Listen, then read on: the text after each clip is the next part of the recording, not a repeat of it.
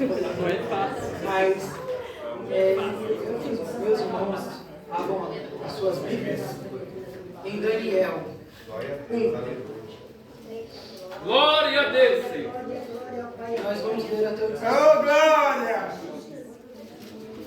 Quer que eu...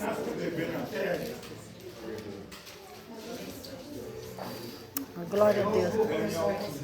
E os irmãos continuam. No terceiro ano do reinado de Jeoaquim, rei de Judá, veio Nabucodonosor, rei da Babilônia, a Jerusalém, e a sitiou.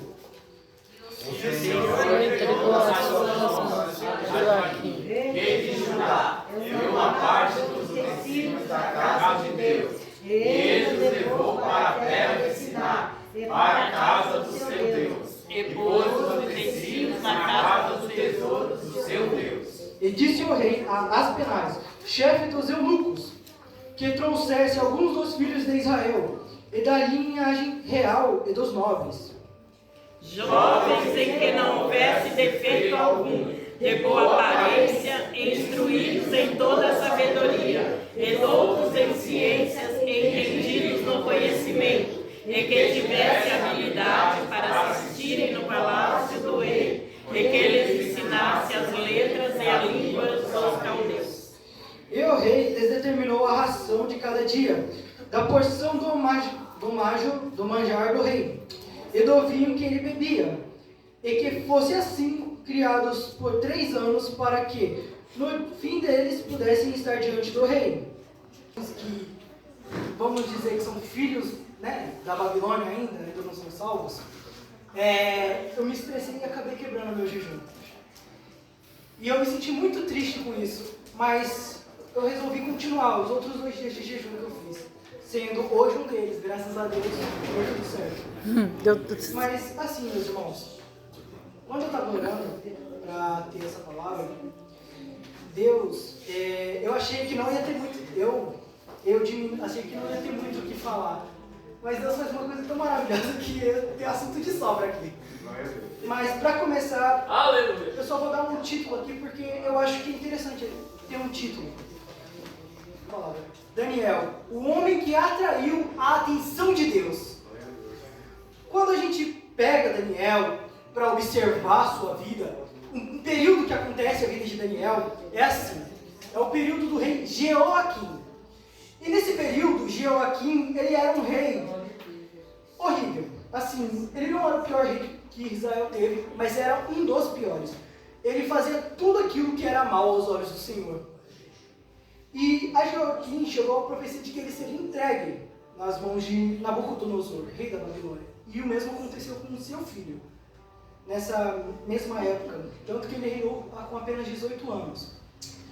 E assim, esse é o contexto geral da época. Jeoaquim, ele foi preso por muito tempo, e os pertences da casa do Senhor, junto de pessoas, jovens, nobres. Quem eram os nobres? Eram os filhos de sacerdotes e os filhos que eram príncipes, e os filhos da família real, que também eram príncipes. E entre esses jovens estava Daniel e seus companheiros. E assim a gente tem esse começo bem difícil. Daniel, ele se encontrava numa cidade, num reino onde todos faziam o mal, exceto, claro, pela família de Daniel e de seus amigos. Porque vocês veem que aqui ele cita outros jovens que foram com Daniel, ou seja, foram outros príncipes, ou seja, outros filhos de pessoas importantes ou de sacerdotes. E esses se contaminaram. Em Ezequiel 14, 14, 16. E aí, vai poder colocar para mim? Ezequiel 14, 14. Aleluia. Aleluia, Jesus. Ó, e aqui vai falar sobre Daniel. Olha só que interessante. Eles só ficariam livres. A terra seria assolada. O que isso quer dizer? No 15, fala que Deus fala assim: se eu enviasse bandos de bestas para destruir uma cidade, esses 3 homens ficariam vivos, mesmo que eles estivessem no meio da cidade. Aleluia. Se coloquem esses três homens, o que eles têm em comum? Eles atraíram a atenção de Deus. Noé vivia num tempo onde as pessoas se casavam e se davam no casamento, num tempo contaminado. E ainda assim, ele era um homem reto, justo, e isso atraiu a atenção de Deus. Jó, por outro lado, ele era um homem justo, numa nação onde havia pessoas justas. Mas ele era diferente em um nível que atraiu a atenção de Deus e provocou o inimigo de Deus. Ele se levantou e foi a Deus pedir permissão para acabar com a vida de Jó. E entre esses homens, que maravilha! Eu só tenho a agradecer a Deus por poder falar desse homem chamado Daniel. Glória a Deus e aleluia! Ah, meu Deus, que maravilha! Este homem conseguiu ser comparado com esses dois grandes homens, atraindo a atenção de Deus.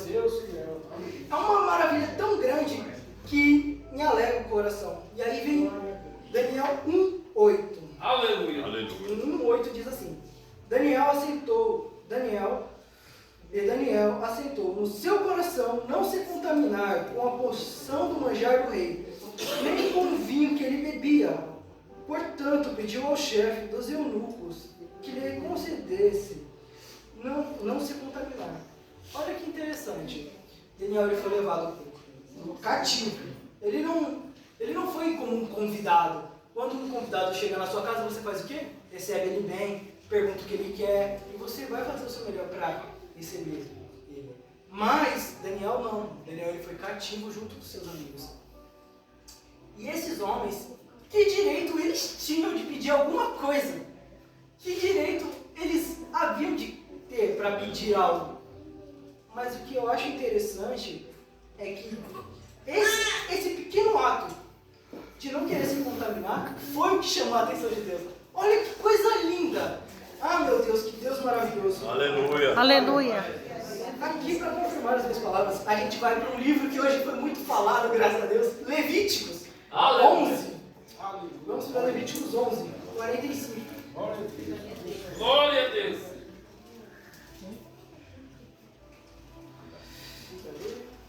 Aleluia. Porque eu sou que vos fiz subir da terra do Egito, para que eu seja vosso Deus, e para que sejais santo, porque eu sou santo. Esse pequeno ato de Daniel de falar, não quero me contaminar, veio em média dessa palavra maravilhosa. Ele fala, não, eu só tenho um Deus, eu só creio em um Senhor.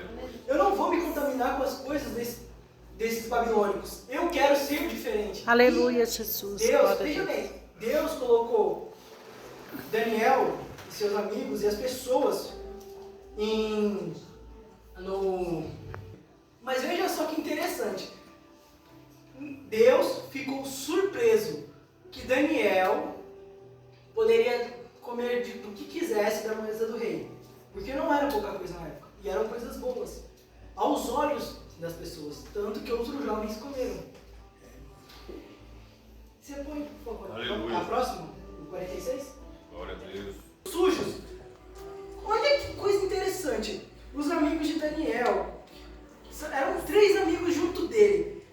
Pensa que interessante. Olha, você Aleluia. foi junto com um bando de jovens. Fomos todos juntos. Entretanto, eu falo, eu não quero me contaminar. E eu espero que os Aleluia. outros falem o mesmo comigo, concordem comigo. E entretanto, só se levanta mais 3 comigo. E esses 3, glória a Deus, aleluia. E eu acho que naquele momento ele lembrou, Senhor, não permita que eu me contamine com os ímpios, com esses homens que praticam a iniquidade. Senhor, ouça a minha oração. E eu creio que aqueles 4 jovens que estavam com ele falaram, Senhor, não permita que nós sucumbemos à vontade, à malícia desses homens. E Deus foi tão bom com eles. Glória a Deus e aleluia. Aleluia. Deus ouça a nossa oração e se incline para nos escutar. Que Ele não Aleluia. permita que caminhemos no caminho dos homens maus.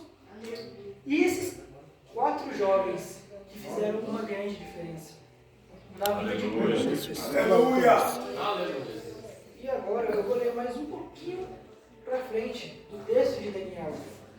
Voltando para o 17, ora, estes 4 mancebos, Deus deu o conhecimento e a inteligência em todas as letras e sabedoria, mas a Daniel deu entendimento em toda visão e em todo sonho. 17. Por que eu voltei para 17? Simples.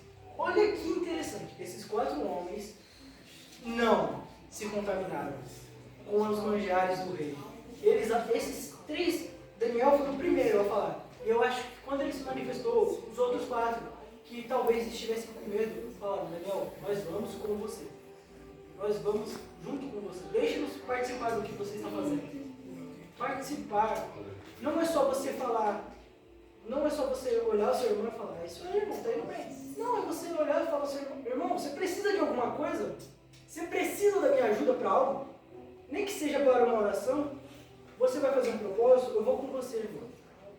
Porque Verdade, a Bíblia fala, Jesus. se o teu irmão pedir para você usar uma milha com ele, ou uma légua, como eles falavam, ou 1 quilômetro, ande 2 com ele. Por que 2?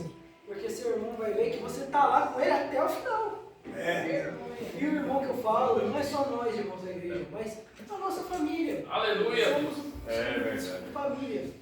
E a família, às vezes, você vê o seu filho triste, o seu marido triste, ou a sua esposa triste, vai lá falar com ele, vai lá falar com ela, pergunta. Às vezes a pessoa só quer alguém para escutar, ou alguém para falar: vamos entrar no propósito, vamos fazer isso? Vamos.